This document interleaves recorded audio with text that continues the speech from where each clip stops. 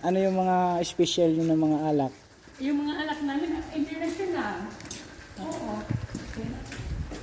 Ayan po yung mga... Oo. Ay, ayan. O, mga Yung mga pinakamahal na alak dito, ma'am. may may 40,000 ako. Saan po? Doon brandy, yung sa ibaba. Wow! Oo. Ano, Pwede maano, makakita natin. Oo. Yeah. Lapitan natin yung tag 40,000. Saan na ba yun?